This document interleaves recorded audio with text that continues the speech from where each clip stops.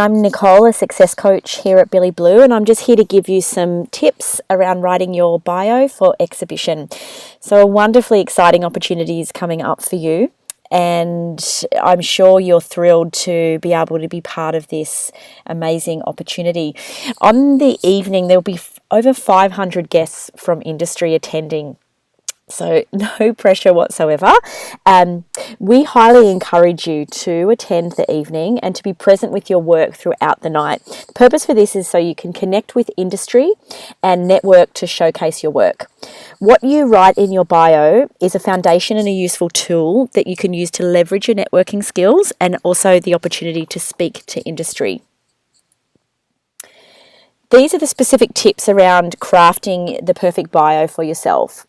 So what we recommend is that you write in the third person, which is the most professional view of any bio, meaning you don't use the words I, you speak as if someone else is talking about you, and you'll have some examples of this shortly.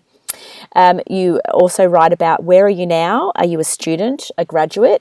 What area do you specialise in? Is there a particular area within, weddings? Are you about fashion, 3D animation, film, video, and the like? Describe your skills. What programs do you use? Specific techniques. And of course, describe the work that you're presenting. So talk about the brief, the project, a concept behind it, and also the style. It's really a great idea as well. For this specific purpose, your bio is going to be 140 words, but it's great for you to be able to edit that once you've got the draft. So you have 3 versions of a bio. You can edit it down to say 50 words, or you can add more and flesh it out to a 250 word bio. The reason for this is that means you're going to be ready to send your bio no matter the required length. Even when there's a space limit, keep in mind, shorter and succinct is better. It's more powerful, it stands out, and it just means that you'll be able to share your bio in other channels. So for example, if you were sharing in LinkedIn or on your own website, or even if you were applying for a position. Again, it's really important to write in that third person. After you've written your bio, critically read it. So ask yourself, would this bio make me want to meet me? Would I want to listen to me speak? Does this matter to anyone but myself? And that can help you fine-tune it and edit where appropriate. Effective language when writing your bio. So what we recommend is that you use strong verbs and an active voice. So using verbs to describe your prior positions, experience, work in industry if you're already a graduate and have been working. There are literally thousands of verbs to choose from. You can pick your favourites and how you can describe either that experience you've had or even the process and experience you've had as a student. So for example, some verbs that I'm going to share with you are captured, captivated, it could be animated, designed, customized, improvised, it could be conceived or visualized, showcased, imaged. You can find your own verbs, but these are just examples. You'll also be receiving a document with these examples in it as well. Okay, next up, active voice. So what this means is that when you use an active voice, the main topic of the sentence is at the very beginning of that sentence. Sorry, the main topic is at the very beginning of the sentence. You want to keep the emphasis of the topic, your work here, as an example, at the beginning of a sentence. So for example, an active voice, if I was talking about myself breaking a window, would sound like this. Nicole broke the window, because the emphasis is on Nicole and then what I did. A passive voice is saying the window was broken by Nicole. So that emphasizes the window being broken, but that's actually not what I want to showcase in the sentence. It's myself. So you, for example, an active voice would talk about your work and you would say what it was created for or why and in what medium. So for example, this work was created for the Museum of Contemporary Art, as an example. So effective language when writing your bio, using strong verbs and also an active voice. Now here's an example of a perfectly written bio. And this identifies 3 things in here. This highlights her degree and her specialisation. If you're doing a diploma, you wouldn't have a specialisation per se, so just put that in there if you have one. It highlights Jane's skills and also her personal project. So degree / specialisation, skills and personal project are what is highlighted in this bio, and you will receive this in an email if you want to read over it in more detail.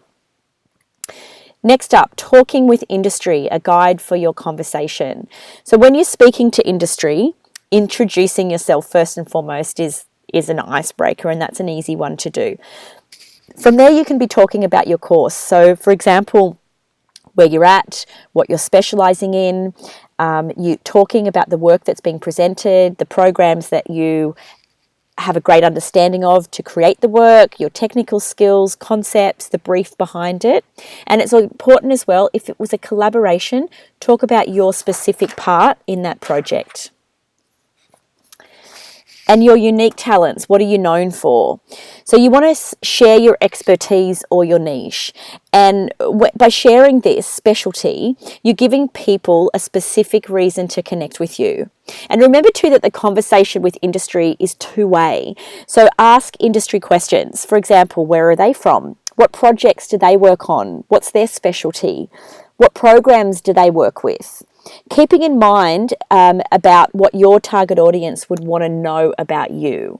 And that's why they're there to speak to you. You are a potential target audience, but you also have a unique talent that you want to take out into the world. So start asking industry too to get an idea if they're going to be suitable for you.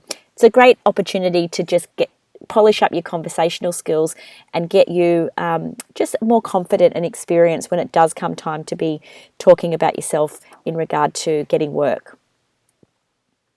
And speaking of talking about yourself, be proud about your accomplishments.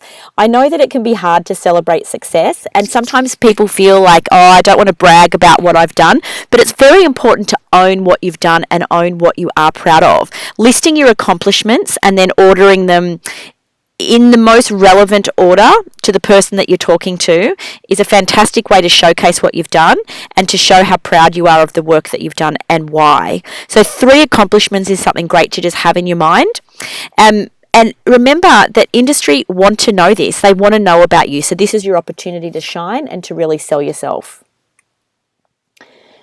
What's your story? This is really important too, about what makes you interesting. So in terms of what you've created and what you're exhibiting, that's the what. Yes, there's a story behind it, but even more than that, there's a story behind that creation, and it's you. And this is an opportunity for you to personalize who you are. It's humanizing the details, which can provide an interesting story to the audience that you're talking to, in this case in industry. So just keep in mind, ask yourself the question, do I have an inspiring moment that I want to share that led to what I'm exhibiting? Perhaps you have an outstanding teacher or mentor that helped you to get to where you are today. And this will come quite naturally in conversation. You'll know where to slip it in, but it's good to be mindful to remember what your story is and be proud to share it. And of course, finally, tell people how to reach you. All your contact details will be on your bio, so make sure you've filled in your details in the bio template thoroughly. And if you've got business cards, bring them. In fact, if you want to create business cards, by all means, go right ahead and do so. But keep this in mind. Only hand out your card to industry if they ask for one, but it is handy to have there on the ready if they do. I trust you'll be able to put together your bio perfectly well. Send it through to your exhibition curator, and I'm looking forward to seeing what happens on the night, and I really look forward to hearing how successful you are. Thank you so much for your time, and we will chat soon. Bye.